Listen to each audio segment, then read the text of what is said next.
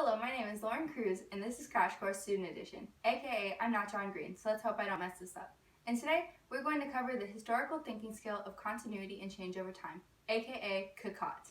And my name is Alexis Samuel. We are also covering the concept of periodization, as you can see over there on the wall.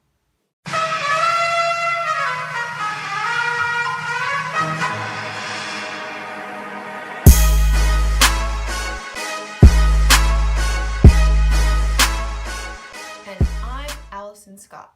So let's go over the acronym CCOT, C-C-O-T. First off, continuity. Does anyone know what that means? Scott, Mr. Scott, isn't that when everyone's together and the same like the communists? Oh no, Roxy the deaf dog. That's community.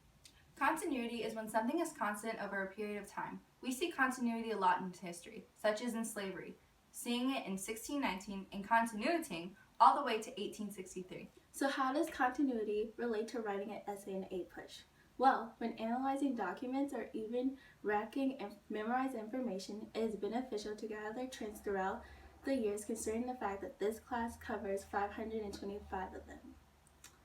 Certain trends in the economy, government, and social behaviors of Americans stay the same throughout history. Recognizing and pointing out these trends will give you that extra synthesis point when writing an essay in APUSH. Wait, but don't things change? We don't have slavery in today.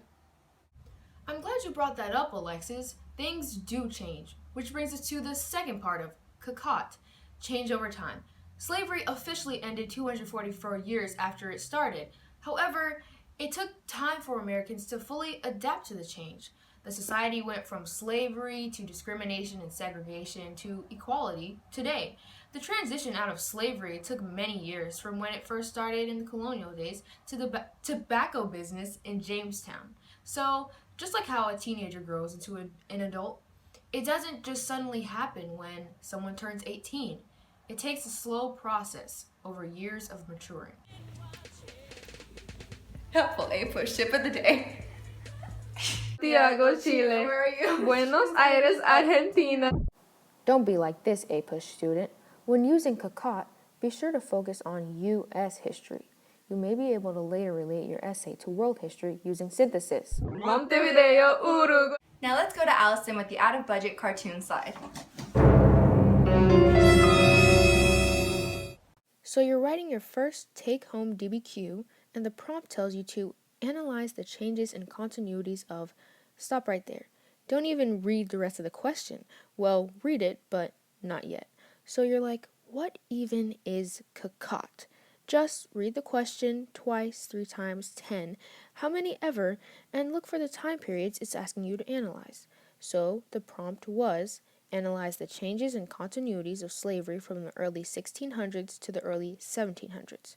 Well, slaves didn't arrive until 1619, and there was only about 20 of them. And by the early 1700s, there were tons of slaves working, or shall I say, suffering in the tobacco colonies. So we see a continuity in growth of slavery, but a difference in the system. In the 1700s, slave owners began promoting slave families. This means buying entire families.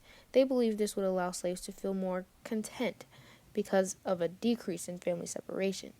And there you have it, CCOT. Now for a special message from the College Board. The prompt we chose for this essay was to analyze the origins and development of slavery in Britain's North American colonies in the period 1607 to 1776. The readers who are grading these essays are looking for these qualities in your essay.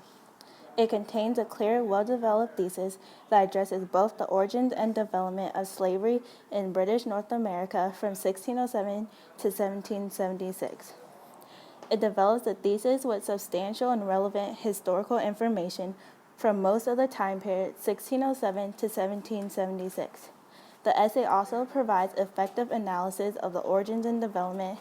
Treatment of origins and development may be somewhat uneven and or overlapping.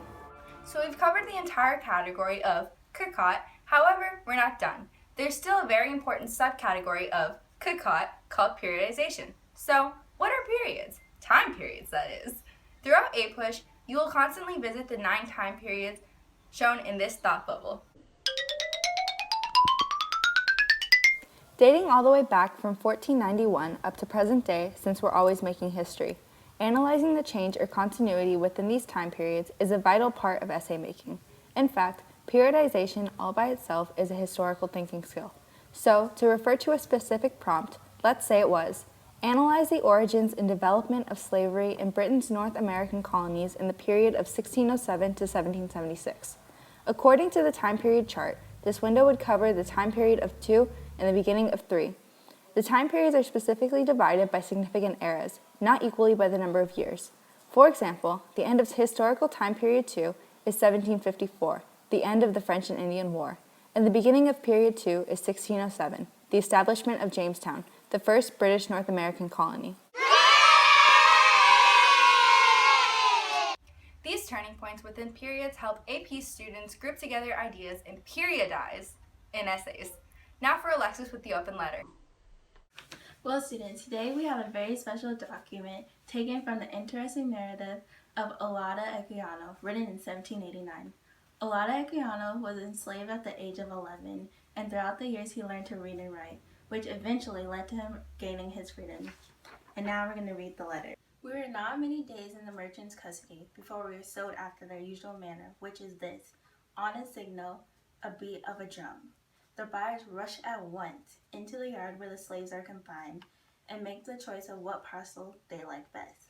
The noise and the clamor with which this is attended, and the eagerness visible in the countenances of the buyers, serve not a little to increase the apprehension of terrified Africans, who may well be supposed to consider them as the ministers of that destruction to which they think themselves devoted.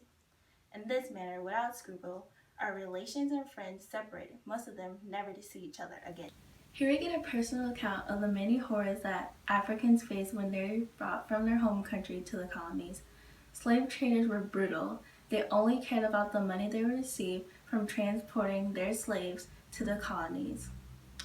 Europeans were solely focused on the economic gain this new colony will receive, and the money the crown back home will receive as well.